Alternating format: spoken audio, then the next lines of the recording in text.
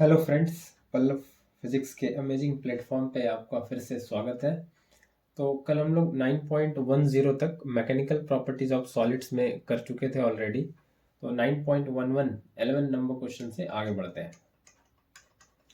तो क्या कह रहा है question, A 14.5 kg mass fastened to the end of a steel wire of unstressed length 1 meter is whirled in a vertical circle with an angular velocity of 2 revolution per second at the bottom of circle। और cross sectional area wire का दिया हुआ है 0.065 centimetre square. Calculate करने बोला है wire का elongation जब मास कहाँ पे हो, अपने वर्टिकल सर्कल में लोएस्ट पॉइंट पे हो। तो क्या कह रहा है कि सबसे पहले तो मास ये दिया हुआ है 14.5 kg, ठीक है। और उस वायर का स्टील वायर का अनस्ट्रेस्ड लेंथ ये 1 मीटर है, ठीक है। और उसको वर्टिकल सर्कल में घुमाया गया और उसका एंगुलर वेलोसिटी ओमेगा ये कितना है, 2 रिवॉल्यूशन पर सेकेंड। तो इसको रेडियन पर सेकेंड में कर लें। एक रिवॉल्यूशन में कितना एंगल होगा, 2 पाई, तो 2 इंटू 2 पाई पर सेकेंड, तो ये क्या हो गया, 4 पाई रेडियन 4 पाई रेडियन पर सेकेंड। ये हो गया एंगुलर वेलोसिटी भी पता चल गया, एक रिवॉल्यूशन में 2 पाई रेडियन। और क्रॉस सेक्शनल एरिया दे रखा है वायर का कितना, 0.065 सेंटीमीटर स्क्वायर। इसको मीटर स्क्वायर में कर सकते हैं, 0.065 इंटू 10 पे पावर -4 मीटर स्क्वायर। तो इस स्टील वायर को वो 14.5 kg के मास के साथ बांध के वर्टिकल सर्कल में घुमाया जा रहा है। तो पहले तो वो सर्कल बना ले, पहले ये इसको इस तरह से वर्टिकल सर्कल में, है ना, ये घुमाया जा रहा है। ये स्टील वायर है, ये कुछ ऐसे, ये स्टील वायर और इसके साथ ये एक मास लगा हुआ है, ये एक मास लगा हुआ है 14.5 kg का।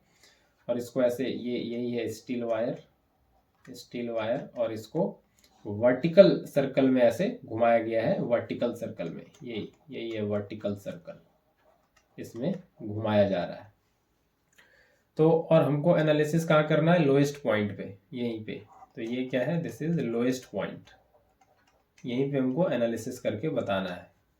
तो ये जब लोएस्ट पॉइंट पे होगा तो क्या लगेगा, इस पे वेट लग रहा होगा इसका mg, है ना, जो कितना है 14.5 इंटू जी।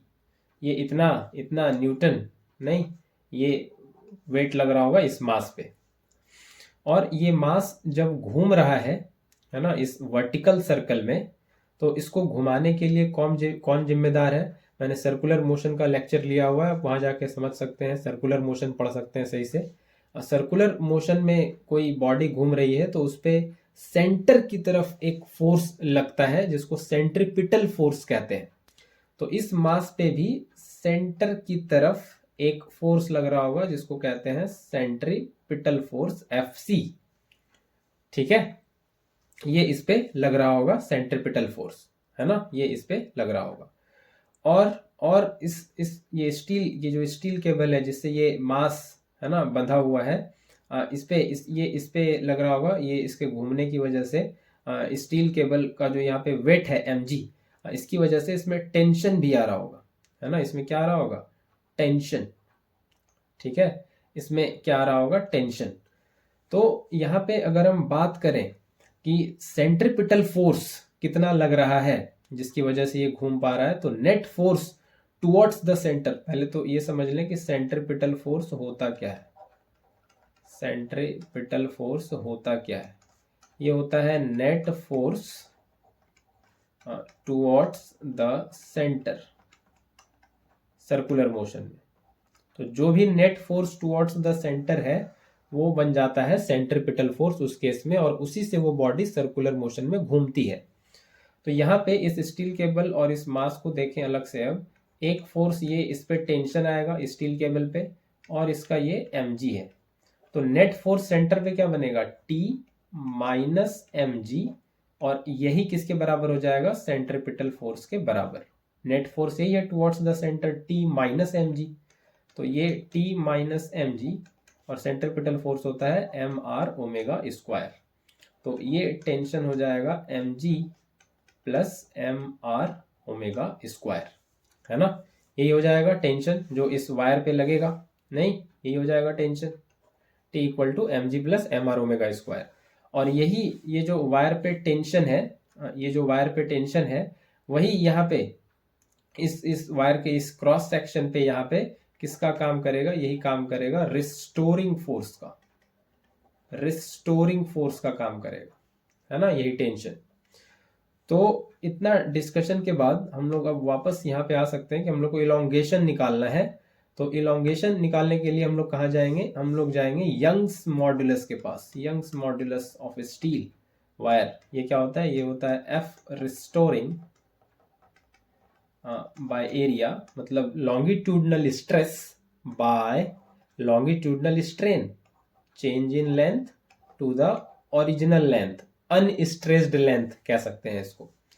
तो यंग्स मॉड्यूलस स्टील का कितना होता है, तो यंग्स मॉड्यूलस इसकी स्टील का होता है 2 × 10⁻11 न्यूटन पर मीटर स्क्वायर। और रिस्टोरिंग फोर्स, तो यहाँ पे रिस्टोरिंग फोर्स क्या है, यहाँ होता है ना longitudinal stress, Young's modulus of steel के बराबर longitudinal stress by longitudinal strain. तो लॉन्गिट्यूडनल स्ट्रेस क्या होगा, रिस्टोरिंग फोर्स पर यूनिट एरिया। तो यहाँ पे ये मास जो इससे हैंग कर रहा है उसकी वजह से इसमें टेंशन आएगा, वही क्या है, रिस्टोरिंग फोर्स। तो ये यहाँ पे रिस्टोरिंग फोर्स है, ये जो टेंशन आया है ये वाला इक्वेशन, ये यही वाला क्या है, दिस इज रिस्टोरिंग फोर्स। तो यही वैल्यू, ये mg plus mr omega square, ये हम इक्वेशन में रखेंगे। तो रिस्टोरिंग फोर्स की जगह रखेंगे mg plus mr omega square, और डिवाइडेड बाय एरिया जो है वो तो है ही, और divided by change in length to the original length. और ओरिजिनल लेंथ कितना है, 1 मीटर है परहैप्स, बिल्कुल 1 मीटर है।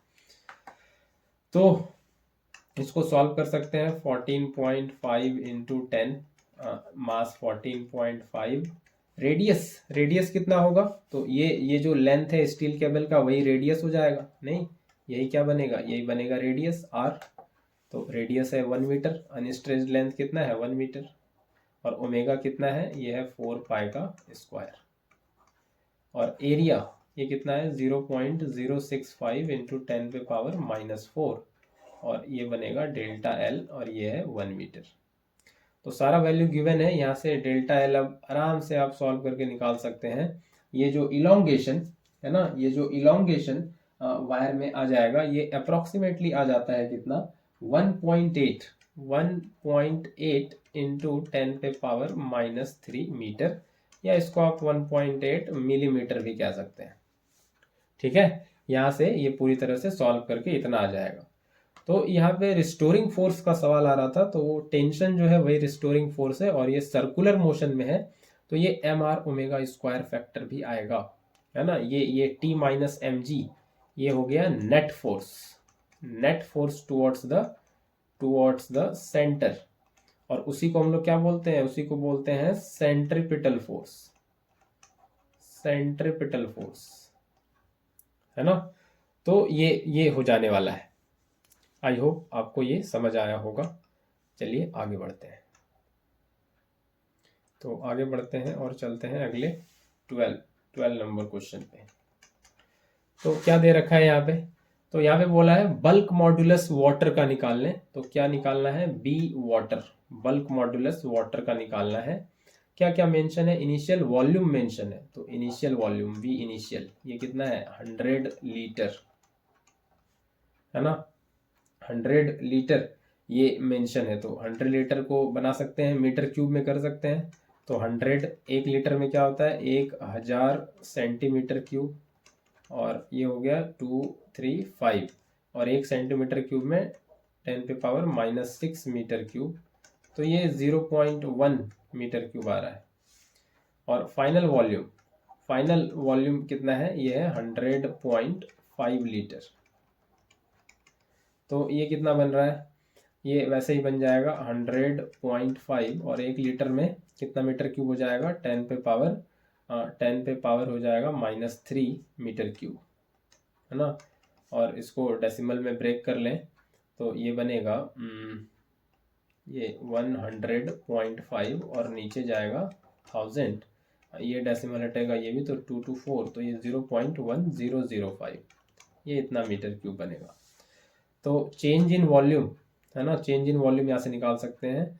प्रेशर इंक्रीज दे रखा है 100 ATM, तो ये कितना हो जाएगा 100 इंटू 1.013 इंटू 10 पे पावर 5 पास्कल, ये हो सकता है। तो यहाँ से बल्क मॉड्यूलस अब बहुत आसानी से कैलकुलेट कर सकते हैं आप, आपको बल्क मॉड्यूलस का फॉर्मूला पता है, this is P upon delta V by V। तो P कितना है, प्रेशर कितना है, ये है 100 ATM, तो 100 इंटू 1.013 इंटू 10 पे पावर 5 पास्कल और divided by change in volume कितना हो जाएगा, चेंज इन वॉल्यूम हो जाएगा कितना, ये 0.1005 माइनस 0.1 और ओरिजिनल वॉल्यूम है ना, यही होगा change in volume by original volume V initial, ये कितना है 0.1। तो इसको आप सॉल्व कर सकते हैं बहुत आसानी से, है ना।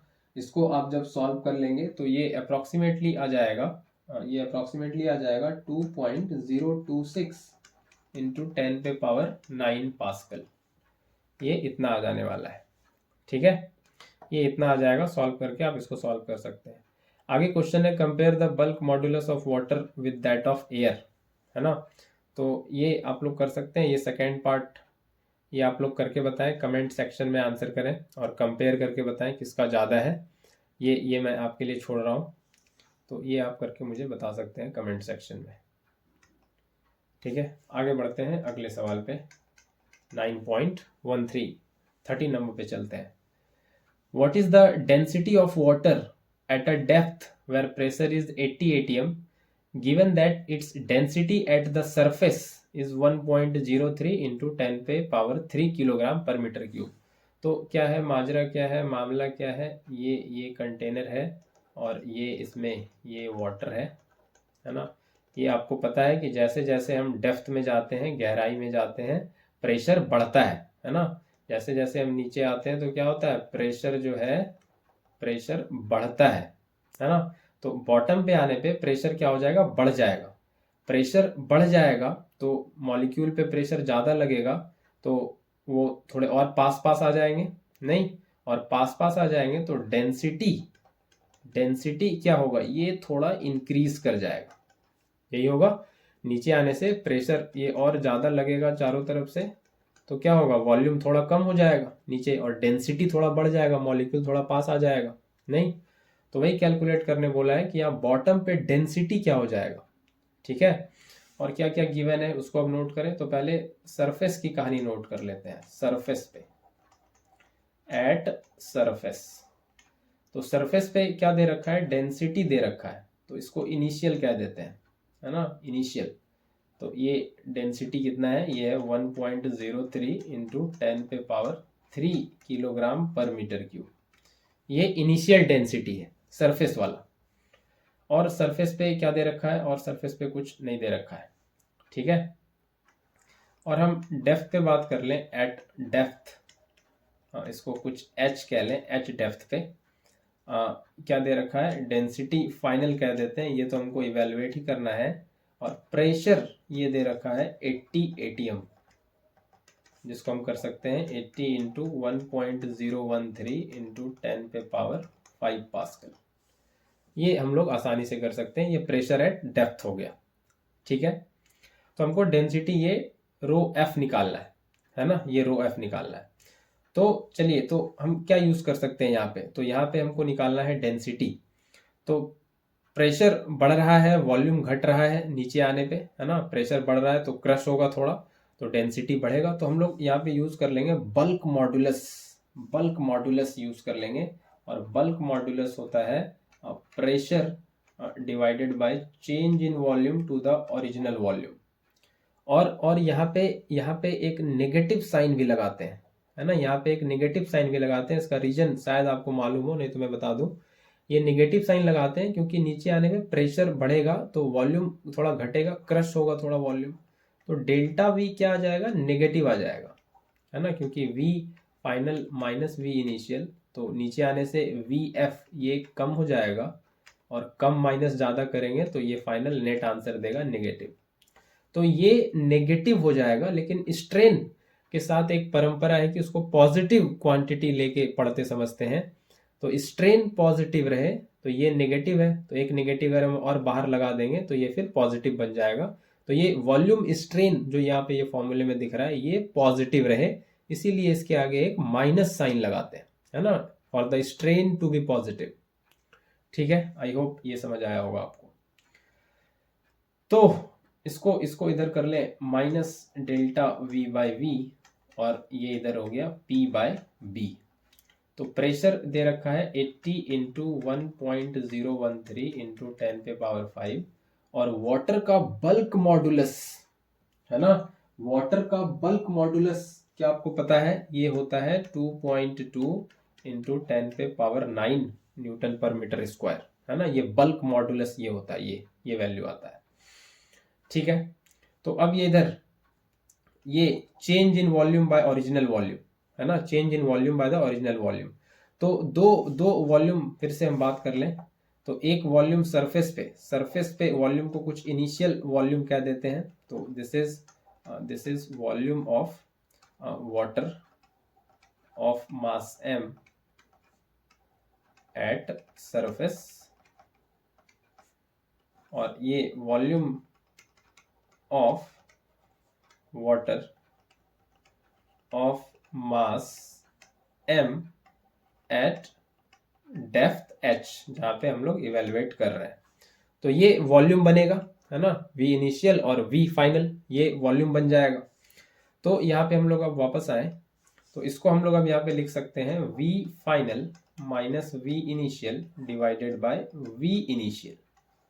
ठीक है, और ये पूरा कॉपी होगा, ये पूरा क्या हो जाएगा, कॉपी। तो v फाइनल, तो ये माइनस और v इनिशियल को ऐसे बाहर कर लें, तो v फाइनल यहाँ पे क्या लिख सकते हैं, डेंसिटी मास बाय वॉल्यूम होता है, वॉल्यूम क्या हो जाएगा, मास बाय डेंसिटी, और ये उसी तरह से initial volume mass by initial volume, तो ये हो जाएगा मास बाय इनिशियल डेंसिटी, ये हो जाएगा नहीं। तो इसको हमको कॉपी करते रहना होगा, कोई बात नहीं। तो ये आ जाने वाला है, नहीं ये आ जाएगा आगे। तो मास को ऐसे बाहर कर लें, और v इनिशियल को भी लिख लें क्या, मास बाय इनिशियल डेंसिटी, ये ऊपर आ जाएगा, है ना, ये ऊपर आ जाएगा। डेंसिटी होता है मास बाय वॉल्यूम, वॉल्यूम क्या हो जाएगा, मास बाय डेंसिटी, तो ये ऊपर आ जाएगा ऐसे, और मास बाहर हो चुका है। तो ये एलसीएम लेंगे तो ये बनेगा रो इनिशियल माइनस रो फाइनल, और नीचे बनेगा रो इनिशियल इंटू रो फाइनल। तो ये मास कैंसिल होगा, ये इनिशियल डेंसिटी कैंसिल होगा, तो ये माइनस को अंदर मल्टीप्लाई कर दें तो रो फाइनल माइनस रो इनिशियल हो जाएगा डिवाइडेड बाय रो फाइनल, और इधर इक्वल टू में बचेगा 80 इंटू 1.013 इंटू 10 पे पावर 5 डिवाइडेड बाय 2.2 इंटू 10 पे पावर 9। इसको सॉल्व कर लें, रो एफ बाय रो एफ अलग अलग कर लें, इसको इससे डिवाइड करें पहले टर्म से तो 1, और दूसरे को डिवाइड करें तो रो इनिशियल बाय रो फाइनल, और ये यही वाला आ जाएगा, तो इसको बार बार नहीं लिखें, यही कॉपी करना है। तो आगे ये बन जाएगा 1 माइनस रो इनिशियल बाय रो फाइनल, ये बनेगा 80 इंटू 1.013 इंटू 10 पे पावर 5, और 2.9 इंटू 2.2 इंटू 10 पे पावर 9। तो रो इनिशियल बाय रो फाइनल ये बनेगा 1 माइनस 80 इंटू 1.013 इंटू 10 पे पावर 5 डिवाइडेड बाय 2.2 इंटू 10 पे पावर 9। तो ये जब फाइनली आप सॉल्व कर लें तो एलसीएम ले लें, यहाँ पे इससे ज़्यादा तो और कुछ कर नहीं सकते, एलसीएम ले सकते हैं 2.2 इंटू 10 पे पावर 9 माइनस 80 इंटू 1.013 10 पे power 5 and divided by 2.2 into 10 पे पावर 9। तो यहाँ से रो फाइनल जो बनेगा ये बनेगा 2.2 इंटू 10 पे पावर 9, और ये नीचे आ जाएगा 2.2 इंटू 10 पे पावर 9, क्रॉस मल्टीप्लीकेशन है ना, ये यहाँ से यहाँ मल्टीप्लाई हो रहा, और ये वाला यहाँ नीचे आ जाएगा, ये यहाँ आ जाएगा और ये यहाँ चले जाएगा।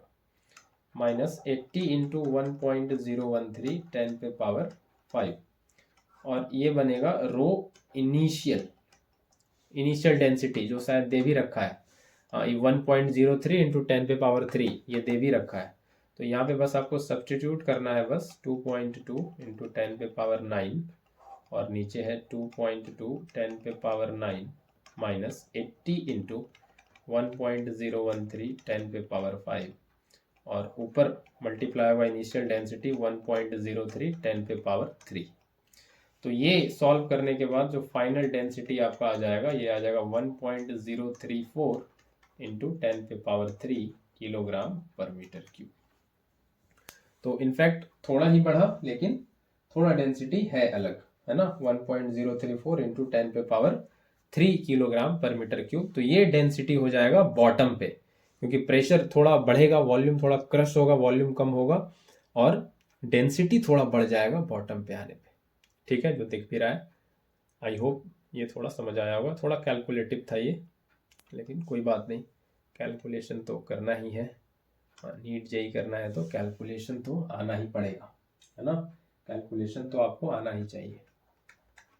तो चलिए आगे बढ़ते हैं, क्वेश्चन नंबर 9.14 पे चलते हैं। तो बोला है compute the fractional change in the volume of a glass slab. तो ग्लास स्लैब है, उसके वॉल्यूम में फ्रैक्शनल चेंज। तो फ्रैक्शनल चेंज, पहले ये टर्म समझ में आता है। फ्रैक्शनल चेंज किसमें बोला है? In volume.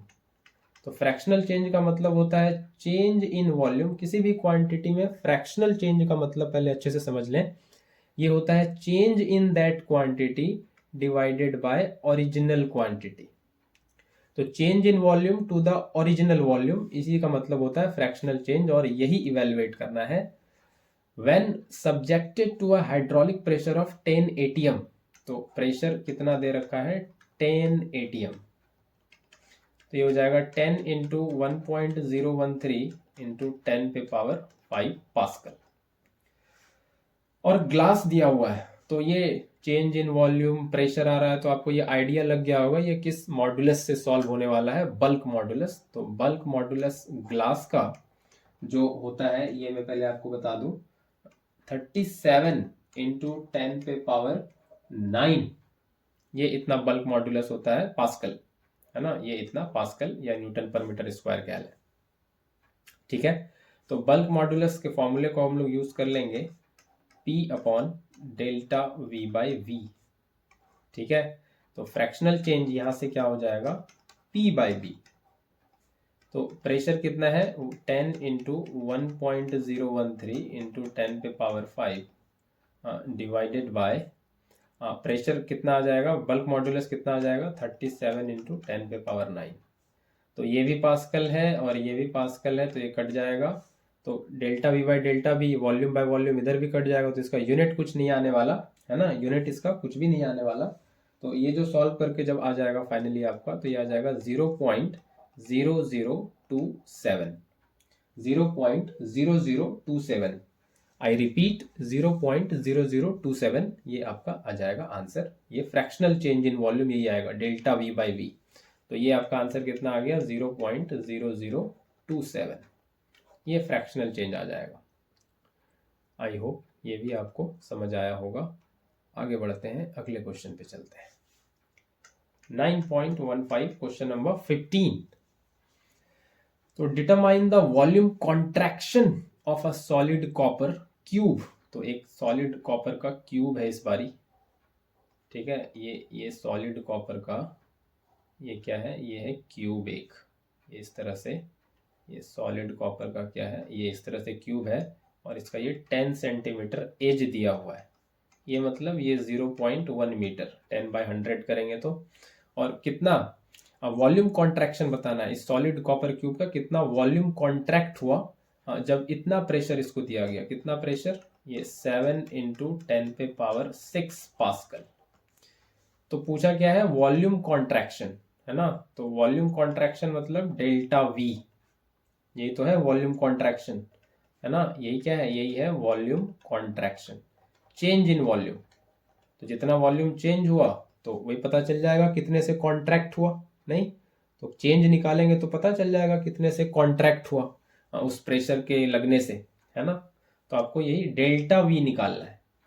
और इस क्यूब का वी ये कितना आ जाएगा, साइड क्यूब होता है, क्यूब का वॉल्यूम क्या होता है, साइड क्यूब। तो ये हो जाएगा 0.1 का क्यूब, ये हो जाने वाला है। तो हम लोग वहीं से यूज कर लेंगे। ये प्रेशर, ये चेंज इन वॉल्यूम, ये सब इन्वॉल्व हो रहा है, तो यहीं से आपको हिंट लगना चाहिए कि हम बल्क मॉड्यूलस के पास जाना होगा।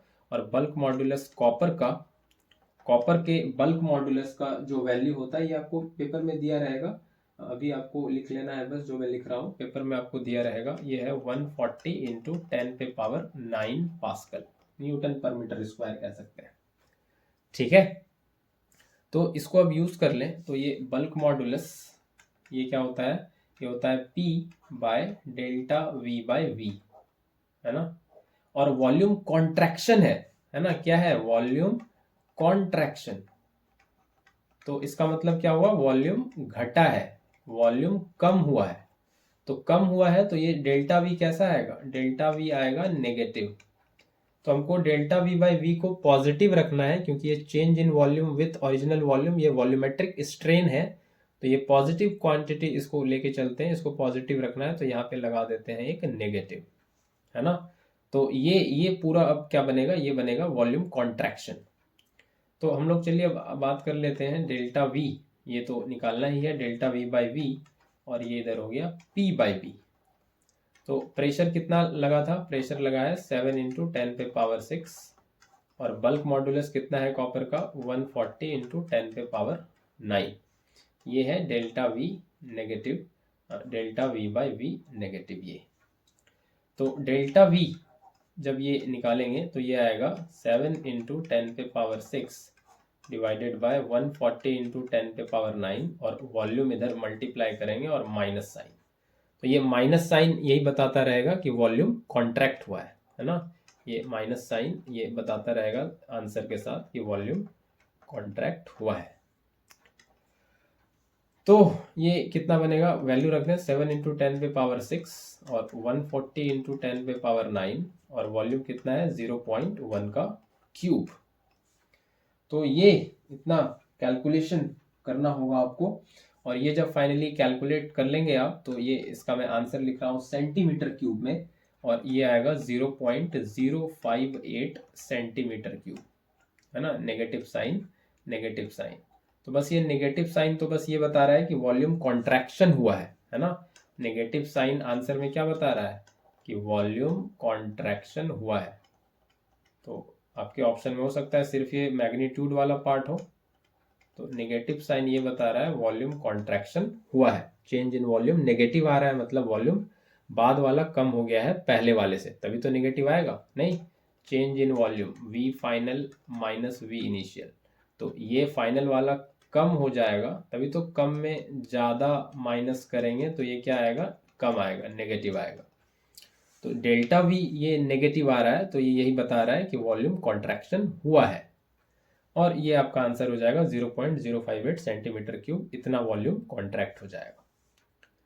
ठीक है, आई होप आपको समझ आ रहा है बिल्कुल।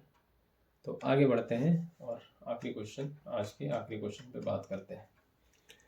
How much should the pressure on a litre of water be changed to compress it by 0.10%। तो कितना वाटर का वॉल्यूम दिया हुआ है, वॉल्यूम दिया हुआ है 1 लीटर, 1 लीटर यानी कि 1000 सेंटीमीटर क्यूब, या इसको कह सकते हैं 10⁻³ मीटर क्यूब, है ना, ऐसे इसको कह सकते हैं। तो इस पे क्या पूछा है, कितना प्रेशर देना होगा, कितना प्रेशर देना होगा, ठीक है, ताकि ये कंप्रेस हो जाए कितने से, 0.10% से। तो परसेंटेज में दिया हुआ है, वो जो कंप्रेस हुआ है वो परसेंटेज में दिया हुआ है। तो ये जो दिया है आपका, बेसिकली ये दिया हुआ है डेल्टा V बाई वी, ये क्या दे रखा है 0.10%, मतलब 100, ठीक है, 0.10% मतलब क्या, 100, ठीक है, यही मतलब होगा 0.10% का मतलब, 0.10% का मतलब क्या हो जाएगा 100, और ये जीरो कैंसिल होगा, और ये डेसिमल पहले हटा लें, डेसिमल हटाएंगे तो 2 0 आएगा, और ये एक ज़ीरो कैंसिल होगा ये, और ये बचेगा इधर 1000, है ना, 1000 बचेगा। तो दिक्कत हो रही है, इसको मैं रिफ्रेश करके फिर से लिख दूँ। हाँ, तो ये परसेंटेज मतलब 100 हो गया, और ये डेसिमल हटा तो 2 ज़ीरो और आया, ये एक ज़ीरो कैंसिल हुआ, और ये आया 1/1000, और ये हो गया 10 पे पावर -3, है ना। ये आ गया, यही दे रखा है, यही दे रखा है, डेल्टा वी बाई वी दे रखा है, ये जो परसेंटेज है ना, fractional change, percentage percentage compression, यही दे रखा है, डेल्टा वी बाई वी 10 पे पावर -3, ये दे रखा है आपको। तो अब आराम से हम बल्क मॉड्यूलस वाले को यूज़ करके निकाल सकते हैं। बल्क मॉड्यूलस कितना है, बल्क मॉड्यूलस वाटर का होता है 2.2 इंटू 10 पे पावर 9 न्यूटन पर मीटर स्क्वायर या पास्कल। इसको मैं थोड़ा और समझाऊं, इसको मैं थोड़ा और ब्रेक करूं कि 0.10 ये जो कंप्रेशन है, कंप्रेस, ये जो लिखा हुआ है 0.10%, इसका क्या मतलब होता है, थोड़ा कॉम्पिटिटिव एरेना में इसको समझते हैं। इसका मतलब ये है कि अगर 100 लीटर मीटर क्यूब जिसमें भी पानी है, इससे 100 से कंप्रेशन 0.10 का हुआ है। परसेंटेज का क्या मतलब होता है, परसेंटेज का मतलब होता है 100 में बातें करना, 100 में बातें करना, या आउट ऑफ 100, यही तो होता है। जैसे एग्जाम में मार्क्स आते हैं 92%, मतलब 100 में कितना आया, तो 0.10% कंप्रेशन है, मतलब 100 लीटर पानी, समझ लें 100 लीटर पानी है, तो इतना प्रेशर लगाने के बाद कितना कंप्रेशन आया है 0.10। तो 1 लीटर पानी है तो कितना कंप्रेशन आएगा 0.10/100। इतना सिंपल तो है ना, 0.10/100। तो और कुछ V वॉल्यूम पानी है तो कितना कंप्रेशन आएगा 0.10/100 इंटू V। और V आपके पास कितना है, अगेन ये 1 लीटर ही है, क्वेश्चन में दिया हुआ है 1 लीटर, तो ये 1 लीटर ही है ना। तो इससे कुछ ज़्यादा फर्क पड़ा नहीं, है कि नहीं। तो ये डेल्टा V बाई वी, ये 0.10/100 ही आ रहा है, तो इसको कैसे भी समझ ले, है ना। तो ये परसेंटेज चेंज ये दिया हुआ है ना, परसेंटेज चेंज 0.10%, तो ये 10 पे पावर -3 ये आपका आ रहा है। तो इसको अब आगे हम लोग बल्क मॉड्यूलस में इसको रखें तो ये बनेगा P by delta V by V, यही है। तो how much should the pressure on to compress it by this, है ना, कितना प्रेशर लगाना पड़ेगा कंप्रेस करने के लिए 0.10% से। तो अगेन कंप्रेस करेंगे तो क्या हो जाएगा, डेल्टा V कंप्रेस करेंगे तो क्या होगा, ऑन कंप्रेशन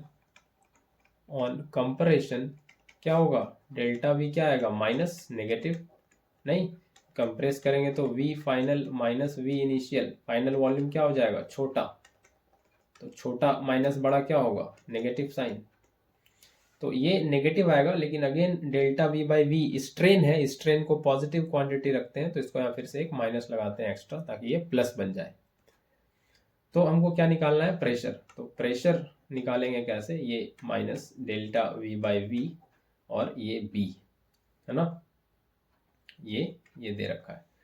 तो ये वैल्यू आपको दे रखा है कितना, to compress it by this, तो डेल्टा V बाई वी ये दे रखा है ना। तो एक्चुअली ये पूरा वैल्यू ही दे रखा है, ठीक है, ये पूरा वैल्यू ही दे रखा है, delta V by V, compress word वही नेगेटिव साइन कैरी कर लेगा अपने साथ, तो ये पूरा minus delta V by V, है ना, actually minus delta V by V, ये दे रखा है कितना, ये आपको दे रखा है 10 पे पावर -3। और बल्क मॉड्यूलस जो है ये कितना है, ये है 2.2 इंटू 10 पे पावर 9, है ना, यही है।